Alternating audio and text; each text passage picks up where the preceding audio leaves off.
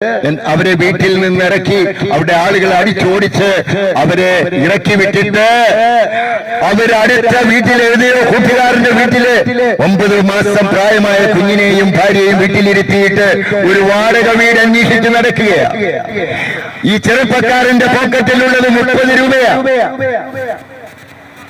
4000 രൂപയും 10000 രൂപ സെക്യൂരിറ്റിയും കൊടുത്താൽ മാത്രമേ നിങ്ങൾക്ക് ഒരു മാസം വാടകയ്ക്ക് താമസിക്കാൻ വീട് ലഭിക്കുകയുള്ളൂ എന്ന് ഈ ചെറുപ്പക്കാരൻ അന്വേഷിച്ച് മനസ്സിലാക്കിയപ്പോ അദ്ദേഹത്തെ സഹായിക്കാൻ ഒരു മനുഷ്യനും മുന്നോട്ട് വരാതെ തല കുമ്പിട്ടുകൊണ്ട് ആത്മഹത്യയെക്കുറിച്ച് ജീവിക്കുകയില്ല, മരണമേ ഇനി എന്റെ മുന്നിലുള്ളൂ എന്ന് ചിന്തിച്ചുകൊണ്ട് തല കുമ്പിട്ട് കരഞ്ഞുകൊണ്ടിരിക്കുന്ന ഒരു ചെറുപ്പക്കാരൻ.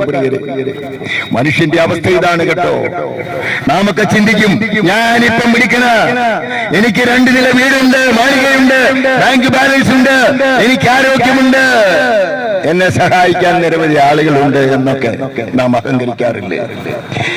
ഏത് നിമിഷവും നാം ഈ ഭൂമിയിൽ നിന്നെടുക്കപ്പെട്ടേക്കാം.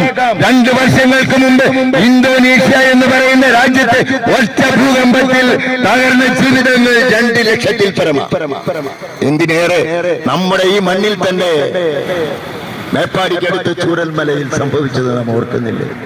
400-ൽ പരം സഹോദരങ്ങളാണ് ഒറ്റ രാത്രി കൊണ്ട് മണ്ണിനടിയിലേക്ക് ജീവൻ നഷ്ടപ്പെട്ട് കടന്നുപോയി.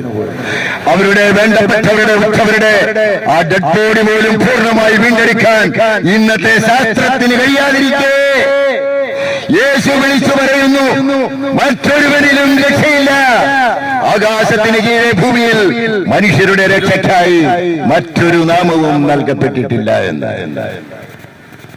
ഈ ചെറുപ്പക്കാരന്റെ കാര്യത്തിലേക്ക് തിരിച്ചു വരാം. ആ ചെറുപ്പക്കാരനെ ഞങ്ങൾ ആശ്വസിപ്പിച്ചു.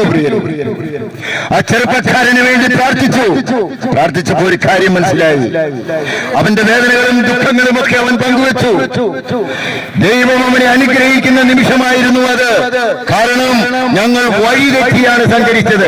കൃത്യം ഈ ചെറുപ്പക്കാരന്റെ അടുത്തേക്ക് ദൈവത്തിന്റെ പരിശുദ്ധാത്മാവ് ഞങ്ങളെ കടത്തിവിട്ടു. നിരാശ മാറിയ ചെറുപ്പക്കാരനിൽ നിന്ന് അവന് പ്രത്യാശ കൊടുക്കാൻ ഞങ്ങൾക്ക് സാധിച്ചു. നിനക്കൊരു രക്ഷകനുണ്ട് എന്ന് പറഞ്ഞ് മനസ്സിലാക്കി കൊടുക്കാൻ അവൻ സാധിച്ചു. അവൻ പറഞ്ഞു, ഞാൻ ഒത്തിരി ദൈവങ്ങളുടെ അടുത്ത് പോയി പ്രാർത്ഥിച്ചു, ഒന്നിനും പരിഹാരമില്ല. എനിക്കൊരു ജോലി ഉണ്ടായിരുന്നു, 1000 രൂപയുടെ പണി ഞാൻ എടുക്കുന്നതാ, പക്ഷെ ഇപ്പൊ പണിയില്ല. എങ്ങനെ മുന്നോട്ട് പോകും? വാടക കൊടുത്ത് ഒരു വീട് വാങ്ങാൻ നിവൃത്തിയില്ല. 10000 രൂപയും 4000 രൂപ സെക്യൂരിറ്റിയും വേണം. ഏതോ അണ്ണൻ തമിഴനോട് വലിയ പലിശയ്ക്ക് പണം ചോദിച്ചു, അത് കിട്ടിയില്ല. ആ പലിശ ഇന്ന് വന്നില്ല പണം.